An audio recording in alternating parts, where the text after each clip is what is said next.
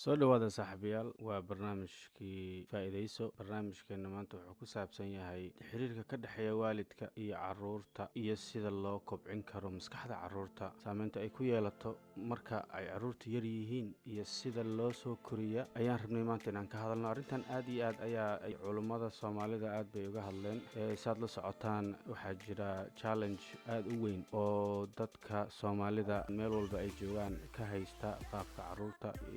lahaayeen oo macnaha ay caruurta sida iyagu ay rabaan inay noqdaan markay weynaadaan arrintan gaar ahaana waxa ay dhibaato weyn ay ku haysaa dadka qurbaha jooga oo ma aragtay dhaqankii iyo luqadii oo ka duwan meeshii iyagu asalkoodii ka soo jeedeen marka anigu si kale ayaan waxaan rabaa inaan uga hadlo psychology ahaan iyo maskaxda bini'aadanka siday u shaqeyso marka laga soo bilaabo ilaa yaraanta waalidnimadu horta waa shaqo aad iyo aad waa shaqada ugu muhiimsan qofka bini'aadanka qabta maxaa yeelay waxa ay shape garaysaa ama ay diyaarisaa jiilka mustaqbalka ay soo socda iyagoo naftooda soo food saari doonta arrintan oo caruurta hadda noqon doonaan dad waalid ah waxyaabaha marka aan rabo inaan ka hadla waxay tahay saameynta ay ku yeelato caruurta qaabka loola hadlo iyo sida loola dhaqmo iyo waxa agtooda lagu sameeyo waxaa jira study ama ma aragtay baaritaano la sameeyey oo culummada science-ka ay sameeyeen oo ayna ku tijaabiyeen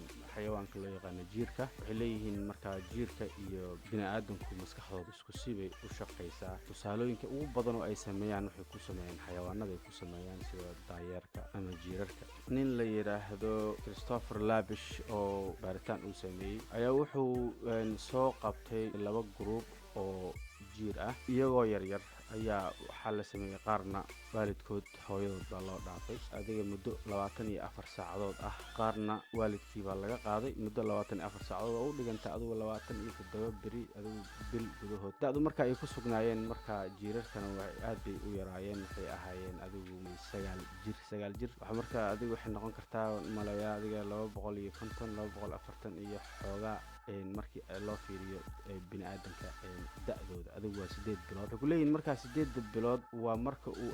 ilmuhu aad iyo aad ugu baahan yihiin in la kobciyo maskaxdooda sidii ay u shaqeyn lahayd kadib baa waxaa la sameeyey markay weynaadeen oo adults noqdeen dad waaweyn noqdeen ayaa maskaxdoodii lagu sameeyey scan waxaa laga ogaaday in ma aragtay abnormalities cognitive abnormalities inuu ku dhacay oo maskaxdoodii qaabkay u shaqeynaysay siday u fakirayeen isbeddel weyn laga dareemay waxaa la ogaaday markaa kuwii waalidkood la joogay oo waalidku ay maskaxda u salaaxayeen ama ay dhunkanayeen ama hag siinayeen ama u heysayeen ama intaa ay maqlaayeen hooyadood codkeeda in ay ka naxariis bateen kuwii kale oo waalidkii laga qaaday inay noqdeen dad macnaha kuwa jiirarkii waxay inay noqdeen kuwa qallifan oo xataa mustaqbalkii iyagu ilmahoodii aan hoosta gelin ayay noqdeen sababtoo ah DNA-doodii ayaa isbedeshay naxariistii ayaa iyo haggareyntii ayaa wax weyn iyo saameyn weyn u yeelatay kuwii aan markaa intaa iyo naxariistaa helinna waxay noqdeen kuwo aad iyo aad u naxariis daran ayay noqdeen marka sidaas waxaad ka garanaysaa in caruurtu ay mar walba ku xiran tahay sida loo soo kobciyo iyagoo yaryar haddii marka iyagoo yaryar la jeceyl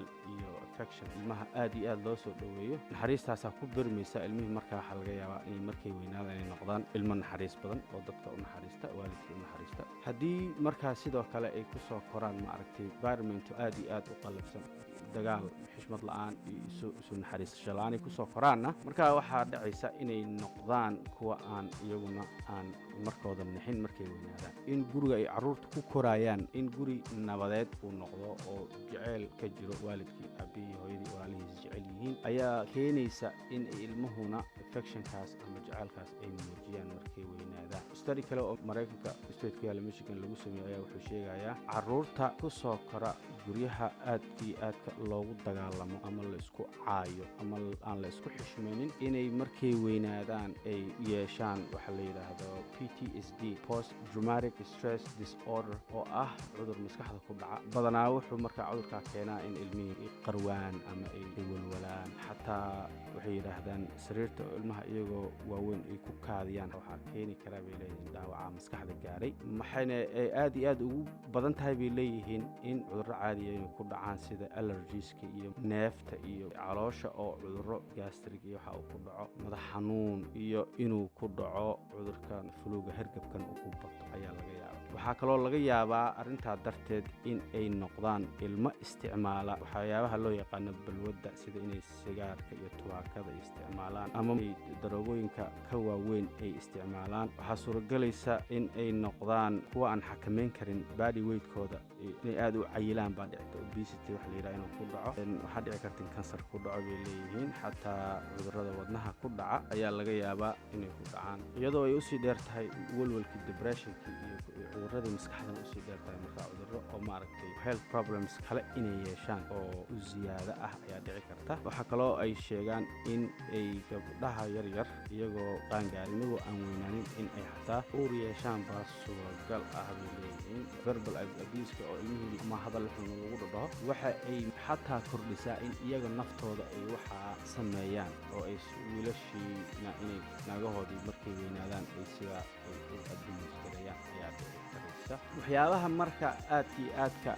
la isaga ilaaliyo oo ilmaha dhaawaca u geysan kara waxaa ka mid ah in lagula hadlo offensive words, in lagula hadlo arrimo aad iyo aad u qallafsan oo la caayo, iyagoo marka xataa aan loola jeedin in iyagii lagu dhibaayo, oo macnaha ay waalidku waxaa dhici karaysa inuu dhiirigelin ka wado. laakiin ereyada qaarkood haddii lagu yidhaahdo dhaawac weyn ayay u geysataa, sida in la yidhaahdo waad foolxun tahay, waad cayilan tahay, ama waad caataysan tahay, aad baad u gaaban tahay, timahaagu waa qaab daran yihiin. waxay markaa keenaysaa inay ilmihii ay isku kalsoonaan waayaan, ay jirkoodii ay u arki waayaan qof quruxsan isu arki waayaan. taasaa marka waxay kusii keeni kartaa in maskaxdii dhaawac ka gaaro, dhaawacaas iyagu markay weynaadaan dhibaato weyn ay ku noqo. midda labaad oo iyadana la iska ilaaliyo oo ilmuhu dhaawaca gaarsiiya waxaa ka mid ah in la weydiiyo su'aalo oo si sarkaastiga lagu kaftamayo oo kale, iyo la yidhaahdo maxaa saa ugu socotaa, saa maxaad uga hadashaa. taasna waxay keeni kartaa ilmihii inay isu arkaan qof aan toosnayn, oo markaas kalsoonidii sidoo kale ay ka dhinto, ilmihii kale